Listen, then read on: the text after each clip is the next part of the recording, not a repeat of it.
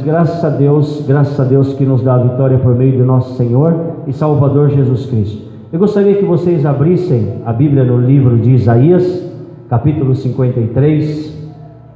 Como hoje nós vamos celebrar a ceia do Senhor, nós precisamos entender um pouco mais. Aquelas pessoas que já sabem o porquê que celebra a ceia, aquelas pessoas que já sabem o significado da ceia, hoje elas vão ouvir um pouco mais. Aqueles que não sabem vão aprender o significado da ceia, porque que nós celebramos a ceia do Senhor. Ou muitos dizem a ceia do Senhor, outros dizem Santa Ceia, não importa, o importante é celebrar, amém?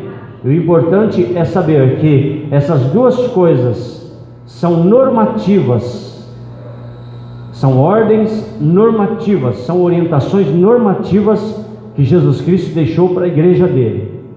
Duas coisas: uma é o batismo pelas águas ou batismo nas águas, a outra coisa é a celebração da ceia do Senhor. Então nós vamos meditar um pouco mais sobre isso. E quando nós falamos de celebração da ceia do Senhor ou Santa Ceia, nós com certeza precisamos lembrar que Jesus, quando mandou, depois nós vamos conferir isso lá na carta aos Coríntios, quando ele mandou celebrar, a igreja celebrar a ceia do Senhor, ele explicou o motivo, amém? E eu creio que esse motivo da celebração da ceia do Senhor também e está relacionado ao sofrimento de Cristo, ao sacrifício que o Senhor Jesus fez por nós, morrendo, padecendo ali na cruz, amém? E Isaías 53, o profeta Isaías, ele descreve muito bem como foi a vida de Jesus Cristo como pessoa aqui na terra. Versículo 1, todo mundo comigo, amém? Quem creu em nossa pregação e a quem foi revelado o braço do Senhor, porque foi subindo como renovo perante ele, e como raiz de uma terra seca, não tinha aparência nem formosura. Olhámo-lo, mas nenhuma beleza havia que nos agradasse. Até aí por enquanto. Vamos orar ao Senhor. Feche seus olhos, abaixe a sua cabeça em nome de Jesus. Pai amado, em nome de Jesus, queremos te agradecer, Senhor meu Deus, pela tua palavra. Te louvamos porque para sempre a tua palavra está firmada no céu. Oh meu Deus, eu guardo no coração a tua palavra para não pecar contra ti, e eu terei prazer nos teus decretos e não me esquecerei da tua palavra, Senhor. Abençoe-me, eis-me aqui, Senhor. Abra meu entendimento, Senhor meu Deus. Traz luz, Senhor, para o meu entendimento. Me usa, me capacite, Senhor Deus. Dá-me sabedoria, unção, poder, autoridade, Deus. Espírito Santo de Deus, visita também a tua igreja. Abre o entendimento de cada um, Senhor, pela autoridade que o Senhor me dá. Eu declaro vencido, Senhor meu Deus, tudo aquilo que são fortalezas, sofismas e todo pensamento que se levanta contra o conhecimento de Deus. E eu levo cativo a obediência de Cristo cada pensamento, em nome de Jesus. Muito obrigado, Senhor, eu te agradeço, amém. Glória a Deus. Então o profeta Isaías, ele já descreve como seria tanto a aparência do Senhor Jesus, como o próprio estado do Senhor Jesus, como que ele seria como pessoa. Ele seria aceito, ele seria uma pessoa querida por todos, principalmente pela a totalidade da nação israelita. Ele seria querido principalmente pelos principais da sinagoga, pelos sacerdotes, sumos sacerdotes em geral. Ele seria querido pela sociedade israelita na ocasião em que ele veio a esse mundo. E o profeta, ele fala não, ele era desprezado, ele era o mais rejeitado entre os homens. Ele seria uma pessoa tranquila, que não passaria por nenhum problema no seu corpo físico. A sua estrutura física, ela jamais seria comprometida. a sua integridade física jamais seria comprometida? Não. O profeta, ele fala ainda no versículo 3 que ele era homem de dores e que sabe o que é padecer. Se ele foi rejeitado, se ele seria rejeitado, se ele seria aceito. Aliás, o profeta fala que não, que ele foi como um de quem os homens escondem o rosto. Ele foi desprezado e dele não fizemos caso. Versículo 4: certamente ele tomou sobre si as nossas enfermidades e as nossas dores levou sobre si, e nós o reputávamos por aflito, ferido de Deus e oprimido. Então Jesus, ele tomou sobre si as nossas enfermidades, e lá no Novo Testamento, lá no livro de Lucas, a palavra de Deus, o próprio Senhor Jesus, ele confirma esta palavra do profeta Isaías, de que o Senhor Jesus, ele venceu a doença. Amém? Ele venceu a doença. Não quer dizer que com isso que Deus vai curar todas as doenças. Não quer dizer que com isso Deus é obrigado a curar todas as pessoas que estão doentes. Até porque na época de Jesus, nem todos foram curados. Amém? No tanque de Siloé, por exemplo, tinha lá inúmeros enfermos. Diz a Bíblia que eles precisavam ficar ali ao redor daquele tanque, para que quando viesse o anjo do céu e agitasse as águas, o primeiro que pulasse no tanque era curado. E naquele momento Jesus, ele chega ali para um enfermo e pergunta exatamente para aquele enfermo: por que não teria perguntado para os outros também? Até porque tem momentos nos evangelhos que fala que Jesus curou a muitos na própria cidade dele, na própria cidade de Nazaré, por exemplo. Então Deus, ele não tem o propósito principal de curar o corpo físico, de curar a todos das suas enfermidades físicas, mas Deus, ele tem principalmente o propósito de curar a alma de todo ser humano. Todos. Porque a Bíblia fala que Deus, ele não tem prazer na morte do ímpio, mas ele quer que todos se salvem. Amém? Então é prazer, é o prazer do Senhor, é curar a alma de todos, é redimir da cova, é tirar a condenação da vida do ser humano. Amém? É regenerar o ser humano. Isso é propósito de Deus. Isso é aberto para todos, mas curar o corpo físico não é aberto para todos. O Senhor não tem o propósito de curar a todos.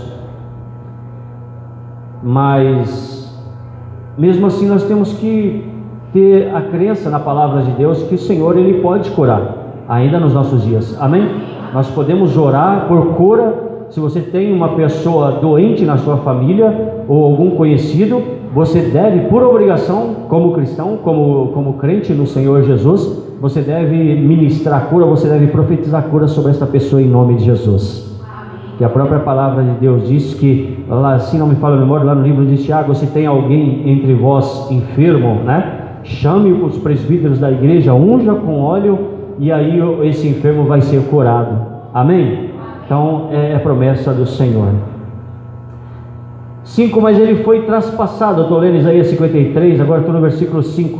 Mas ele foi traspassado pelas nossas transgressões e moído pelas nossas iniquidades.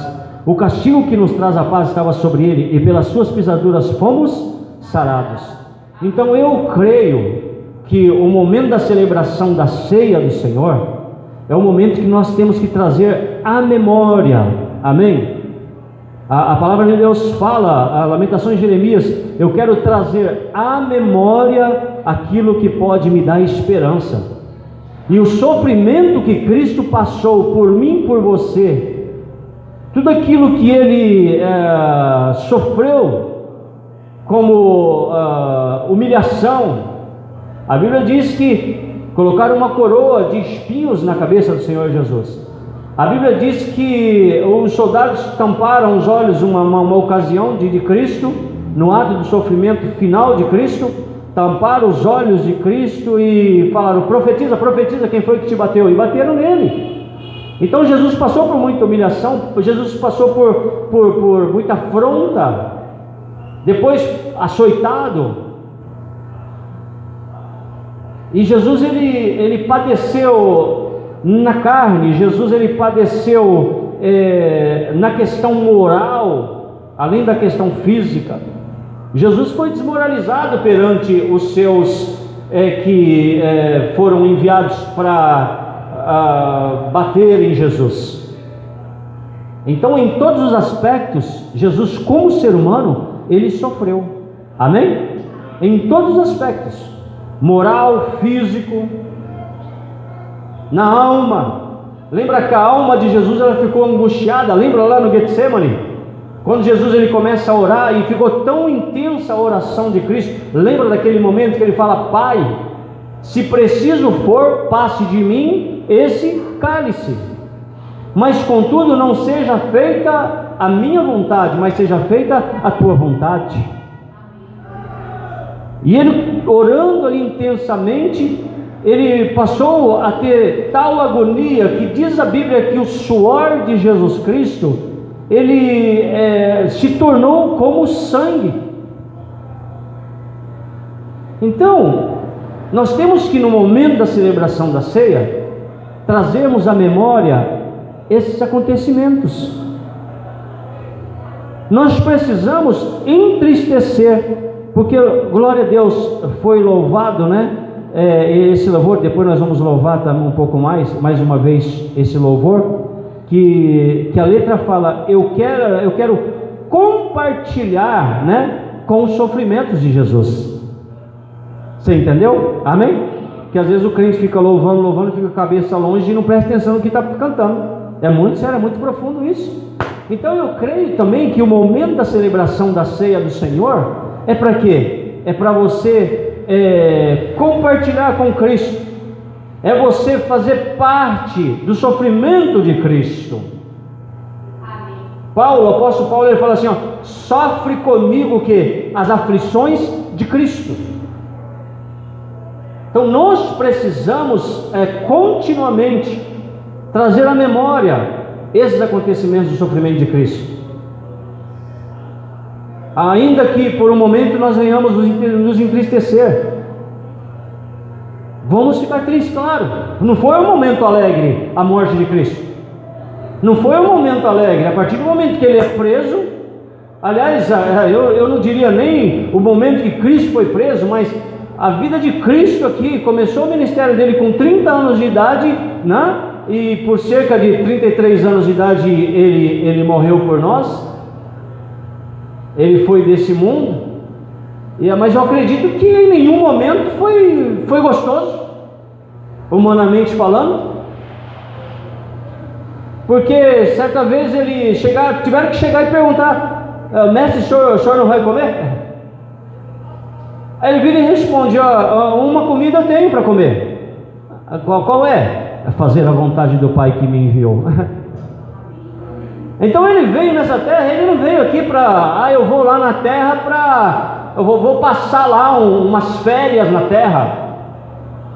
Ele não mudou o estado dele de rei dos reis, senhor dos senhores. Ele não se despojou da glória dele para vir aqui e falar: eu vou lá na terra fazer um tour. Fica lá por 3 anos lá, ou a partir do nascimento de Cristo, né? Eu não vou, ele não falou: eu vou lá para fazer um tour. Não, Jesus veio aqui para fazer um tour. Então todos os momentos da vida de Jesus, da trajetória de Jesus aqui na terra, foram momentos de sofrimento, eu creio. Mas isso tudo, gente, nós precisamos trazer à memória, para que, em primeiro lugar, nós venhamos valorizar o que Cristo fez por mim e o que Cristo fez por você. É para valorizar. Quando você se coloca no lugar de uma pessoa, você vai valorizar aquilo que a pessoa está passando, aquilo que a pessoa está vivendo. Você vai compreender, amém? E quando você compreende o que a pessoa está passando, você se coloca no lugar dela, então aí você vai aceitar melhor aquela pessoa. Então nós precisamos trazer à memória o sofrimento de Cristo, o que Ele passou aqui. No versículo 6, todos nós andávamos desgarrados como ovelhas, cada um se desviava pelo caminho, mas o Senhor fez cair sobre Ele a iniquidade de nós todos. Versículo 7, Ele foi oprimido e humilhado, mas não abriu a boca, como o cordeiro foi levado ao matadouro, e como ovelha muda perante os seus tosquiadores, Ele não abriu a boca. Por juízo opressor foi arrebatado, e de sua linhagem quem dela cogitou? Porquanto foi cortado da terra dos viventes, por causa da transgressão do meu povo, Ele foi ferido. Veja bem, a Bíblia diz que nós éramos inimigos de Deus, éramos sujeitos à ira futura, estávamos separados de Deus por causa dos nossos pecados, nossas transgressões. O pecado causou separação entre o homem e Deus. E aí Jesus, Ele veio para quê? Para nos reconciliar com Deus. Amém? Nos reconciliar. Então Jesus passou por tudo isso, passou por todas essas humilhações, por todo esse sofrimento, para quê? Para que hoje nós pudéssemos ser amigos de Deus. Então nós precisamos trazer à memória assim, esse sofrimento. Agora vamos falar da ceia do Senhor para a igreja cristã. Abra lá 1 Coríntios capítulo 11, versículo 17, que diz assim: nisto porém que vos prescrevo, não vos louvo, porquanto vos ajuntais não para melhor, e sim para pior. O que o apóstolo Paulo está falando aqui? Tem bagunça aí na igreja aos Coríntios? Tem bagunça aí, está desorganizado. Vocês estão sem critério, vocês estão fazendo as coisas, fazendo a obra do Senhor relaxadamente. Então o apóstolo Paulo, ele escreve lá para botar ordem na igreja. 18, porque antes de tudo estou informado a haver divisões entre vós, quando vos reunis na igreja, e eu em parte o creio, porque até mesmo importa que haja partidos entre vós, para que também os aprovados se tornem conhecidos em vosso meio. Quando pois vos reunis no mesmo lugar, não é a ceia do Senhor que comeis. Então as condições, tem igreja por aí, né, que abre a oportunidade para todos participarem da ceia. Todo mundo, é uma bagunça, é uma falta de Bíblia, é uma falta de prática bíblica nessas igrejas, terrível. E Paulo estava falando isso aqui na igreja aos Coríntios. O que ele estava querendo passar para o povo? Qual era a condição pessoal que a pessoa precisava ter? Lá tem um salmo que fala assim: Senhor, quem entrará no teu santuário para te louvar? O que tem o quê? As mãos limpas e o coração puro, e aquele que sabe amar. Então Paulo estava falando qual é a condição que vocês precisam para vocês celebrarem a ceia do Senhor. Aí ele chega e fala: para de divisão, para de ficar falando mal um do outro. Vocês chegam na igreja com o coração pesado, vocês não se preparam, vocês não se quebrantam na presença de Deus. Paulo estava falando isso aqui para eles. Aí, ainda em 1 Coríntios capítulo 11, versículo 21, porque ao comerdes cada um toma antecipadamente a sua própria ceia, e há quem tenha fome, ao passo que há também quem se embriague. Então eles levavam a celebração da ceia de qualquer maneira, como se fosse, como se estivessem banqueteando numa festa qualquer. Aliás, tem uma história que diz, né? Entrou uma pessoa embriagada na igreja, e era dia de ceia, a igreja cheia, e aquela pessoa bêbada, aquele senhor bêbado, foi lá, e na hora da ceia vieram com o cálice de vinho, porque ele celebrava na ocasião com o vinho fermentado, né? Aí vieram para ele, ofereceram, ele mandou ver, né? Virou. Aí ficou alegre, né? Poxa, estão me dando aqui bebida para beber.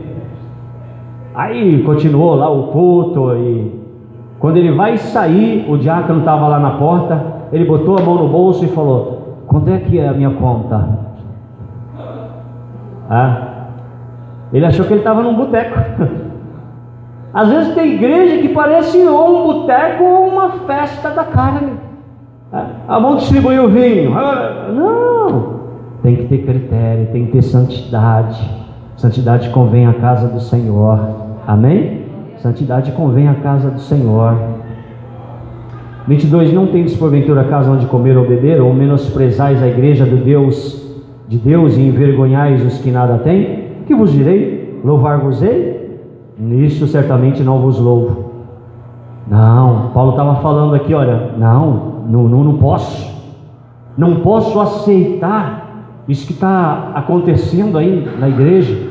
Não posso elogiar isso, não posso ser conivente com isso. 23, aí ele explica, né? Porque eu recebi do Senhor o que também vos entreguei, que o Senhor Jesus, na noite em que foi traído, tomou o pão e, tendo dado graças, o partiu e disse: isto é o meu corpo que é dado por vós, fazei isto em memória de mim. Então está aí, começa a ordenança de Cristo e a orientação do Senhor. Então a primeira situação, o primeiro posicionamento da pessoa que quer celebrar a ceia, ela tem que fazer isso em memória de quem? De Jesus. Fazer em memória do Senhor. Amém? Já expliquei. Trazer à memória o sofrimento de Cristo, a vida de Cristo, as ordenanças de Cristo, tudo aquilo que Cristo estabeleceu para a igreja dele. Versículo: por semelhante modo, depois de haver ceado, tomou também o cálice, dizendo: este cálice é a nova aliança no meu sangue. Fazei isto todas as vezes que o beberdes em memória de mim. Então, quando eu participo, eu tomo o pão, eu como o pão. E aí eu quero explicar. Tem muita igreja evangélica imitando igreja católica. Quando nós oramos pelo pão, o pão não se transforma na carne de Cristo. O pão é um elemento, amém? É um elemento da ceia. O pão não é o corpo de Cristo, nem depois aquela questão da transubstanciação, alguma coisa assim que fala, né? Isso não se torna, o pão não se torna carne de Cristo. Continua sendo pão, porque ele só simboliza, ele é um símbolo, amém? Ele só simboliza o corpo de Cristo. Quem entendeu? E outra coisa, o vinho, quando nós oramos pelo vinho ou pelo suco da uva, não se transforma no sangue de Jesus, porque também é um símbolo, esse elemento é um símbolo do sangue de Cristo. Glória a Deus, louvado seja o Senhor. 26, porque todas as vezes que comerdes este pão e beberdes o cálice, anunciais a morte do Senhor até que Ele venha. Então, para que celebrar a ceia do Senhor? Para anunciar que Jesus Cristo morreu, e anunciar também que Jesus Cristo, Ele ressuscitou dentre os mortos, Ele subiu ao céu, e um dia Ele vai voltar para levar a igreja dele. É para isso que a igreja celebra a ceia do Senhor. Amém? É para isso. Agora, qual é a condição que a pessoa ela precisa ter ou estar? Em qual condição que a pessoa precisa estar? Principalmente a pessoa precisa ter nascido de novo. E se não nascer de novo, não vai herdar o reino de Deus. E eu falo de novo nascimento e arrependimento porque para participar da celebração da ceia tem que ter descido as águas do batismo. Porque as águas do batismo, quando uma pessoa é batizada, ela passa a ser ligada a Cristo através das águas do batismo.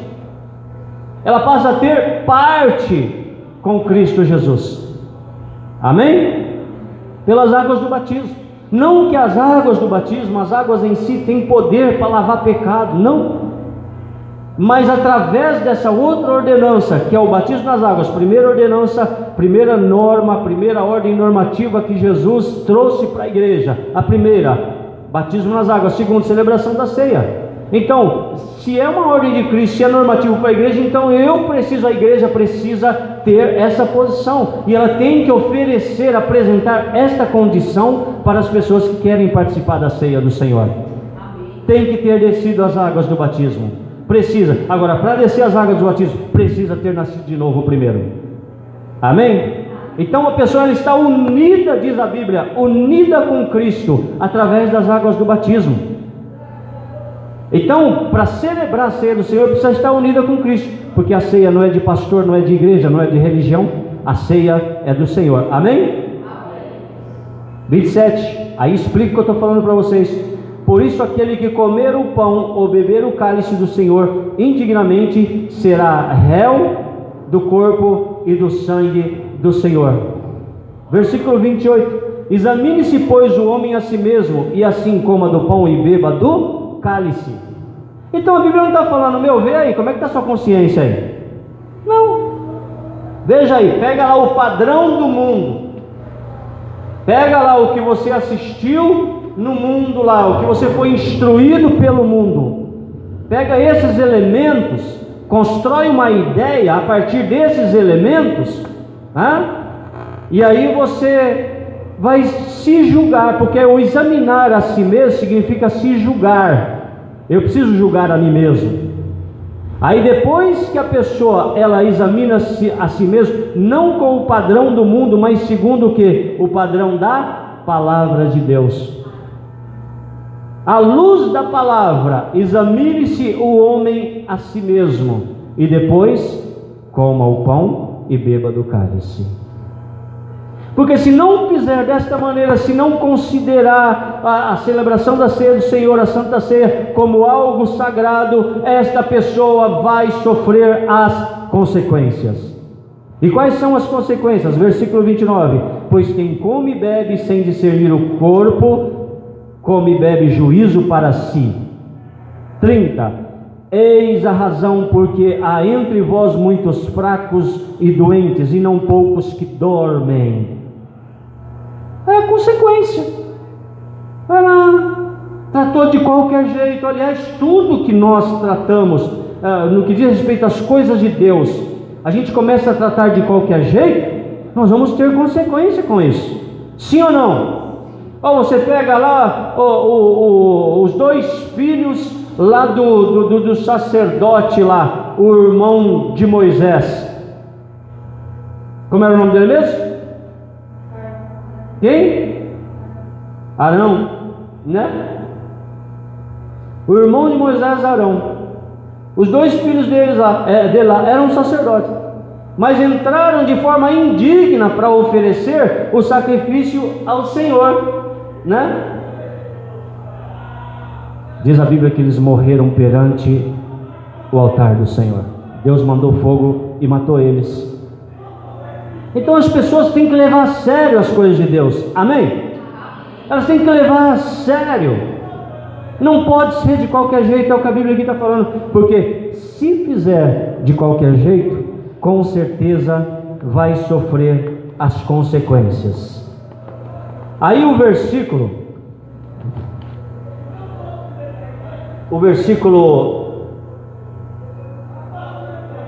32 fala assim: mas quando julgados, versículo 31 primeiro, porque se nos julgássemos a nós mesmos, não seríamos julgados. Já se analisou? Eu estou bom, eu estou preparado para participar da ceia. Não vai ser mais julgado. Amém? Agora, se a pessoa ela não julga a ela mesma, com certeza ela vai ser julgada, né? Com certeza. Versículo 32. Assim, pois, irmãos meus, quando vos reunis para comer, esperais uns pelos outros. E aí segue 34, se alguém tem fome, come em casa, a fim de não vos reunirdes para juízo. Quanto às demais coisas, eu as ordenarei quando for ter convosco. Amada igreja, amado ouvinte, essa ordem é para toda a igreja que diz ser igreja evangélica.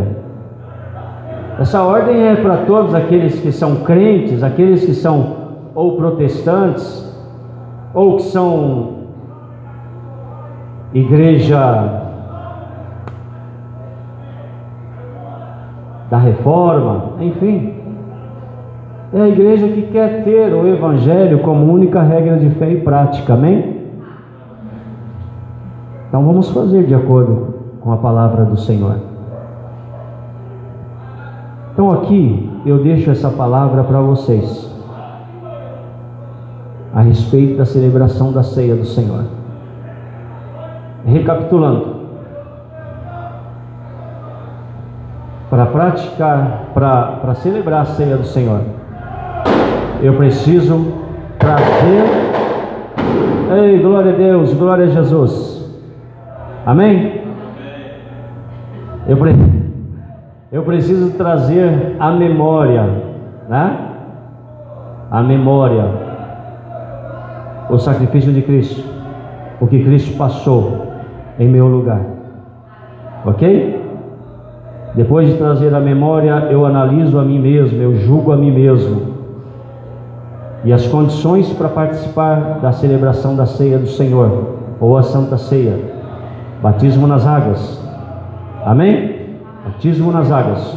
Eu preciso estar unido com Cristo para participar, para poder participar da celebração da ceia do Senhor. Glória a Deus. Fique de pé em nome de Jesus.